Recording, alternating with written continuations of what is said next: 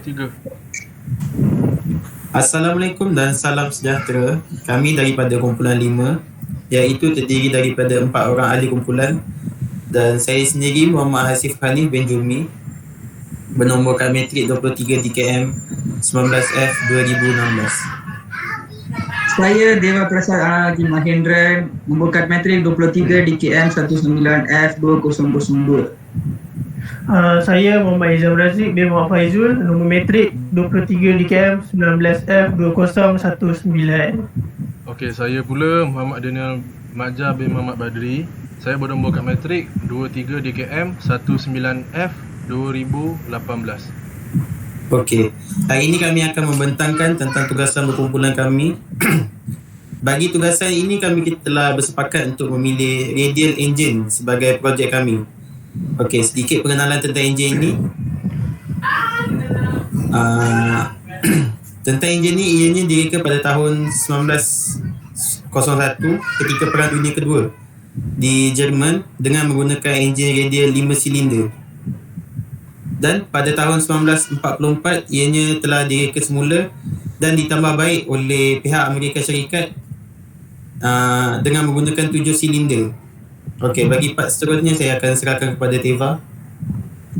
Okey, Man tolong buka part bahagian part.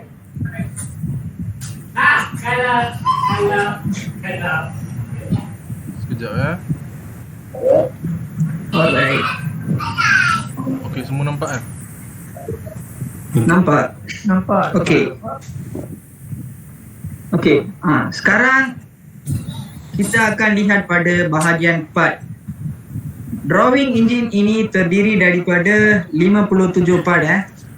Antara part yang paling penting dalam enjin ini adalah crankcase, cam housing, exhaust gas collector, cylinder head and propeller.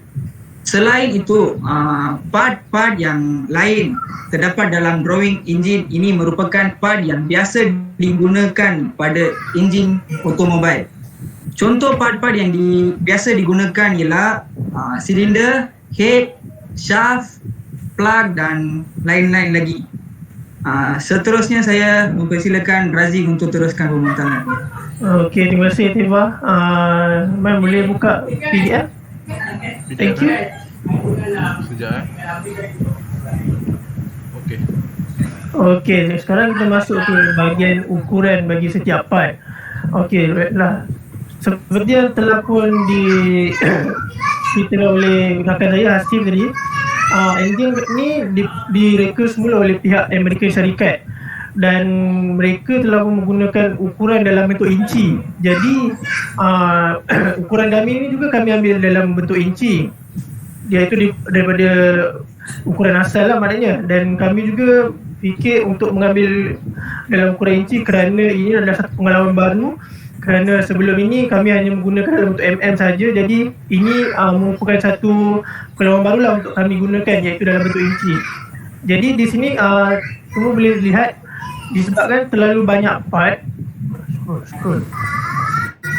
Sebab terlalu banyak part, jadi kami telah pun sediakan satu link Google Drive untuk semua penonton boleh lihat ukuran dengan lebih terperinci bagi setiap part yang kami bina di sini.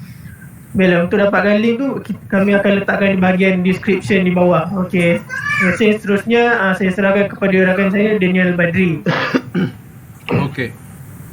Saya akan terangkan lebih lanjut bagaimana kami sediakan, bagaimana kami siapkan kami punya projek ni, iaitu projek ini kami bentukkan dalam 3D modeling.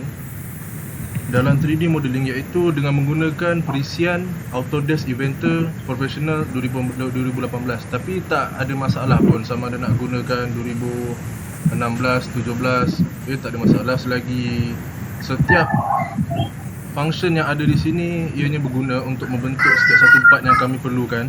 Jadi okey, antara sedikit sebanyak saya akan terangkan di sini ialah antara part-part yang agak rumit untuk direka bentuk adalah silinder, head block semua ni, dan juga dia punya cover bracket ni, cover untuk valve dan juga push rod, cover crankcase juga. Dan di sini untuk antara proses-proses yang diperlukan adalah kami perlu menggunakan, kalau di sini boleh nampak kita gunakan start 2D sketch seperti yang diajarkan oleh kami punya pensyarah bagi kami punya subjek Computer Aided Design pada semester 3 ni. Kami diberi tunjuk ajar dengan menggunakan 2D sketch, iaitu lukisan pada plane, dan seterusnya seperti biasa. Asasnya adalah kami gunakan extrude di sini. Dan yang lain-lain tolong mute sekejap. Okey, seterusnya kami gunakan extrude dan itu sebagai asas. Okey, untuk lebih lanjutnya ada yang menggunakan revolve. Seperti crankcase ini kami menggunakan function revolve, iaitu revolution, dan hole. Antaranya untuk membuat lubang, dan kita perlu marking dulu seperti mana. Dan fillet ni kita memerlukan dia punya bucu-bucu. Dalam bahasa Melayu kita gunakan bucu lah maksud saya, setiap penjuru-penjuru sudut ni, dan ataupun chamfer. Dan juga untuk menghasilkan exhaust, kita menggunakan swab. Kita memerlukan dia punya ukuran diameter, lalu kita perlu membuat garisan dengan menarik sepanjang ukuran panjang untuk exhaust manifold ni ataupun intake punya manifold ni. Dan seterusnya, plane di sini seperti yang kami pelajari, ada yang kami pelajari lebih mendalam. Kami pelajari lebih mendalam di internet. Ada beberapa tunjuk ajar yang lebih advance di internet, kami belajar lagi, dan menggunakan plane sebagainya. Kami gunakan macam-macam ni fillet.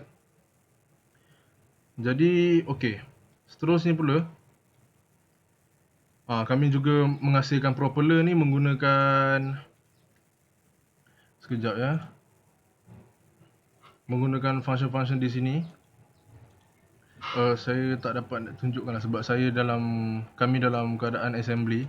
Okey, tak apa. Seterusnya saya akan terus terangkan mengenai assembly lah. Okey, mengenai assembly kami menggunakan function-function constraint. Constraint di sini untuk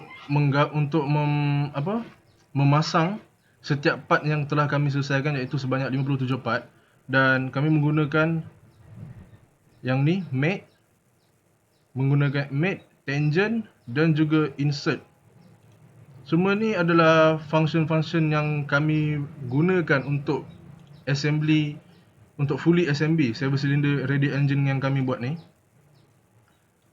Okey, setiap part ni semua ada ukur lilitannya, iaitu dengan menggunakan unit inci seperti yang dimaklumkan oleh Razik tadi.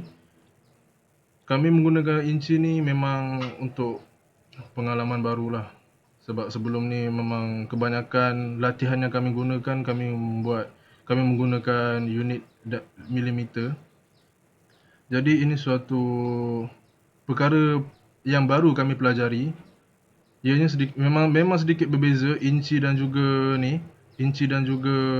milimeter. Jadi okey, di sini adalah ukurannya seperti yang telah dibentangkan oleh Razik tadi. Dan bentuk enjin ini seperti yang dimaklumkan oleh Hasif. Design enjin ni pada tahun 1944 yang telah direka semula oleh pihak Amerika Syarikat. Dan enjin ni digunakan di pesawat Tentera Udara Amerika Syarikat pada 1944, iaitu lebih tepat pada zaman Perang Dunia Kedua.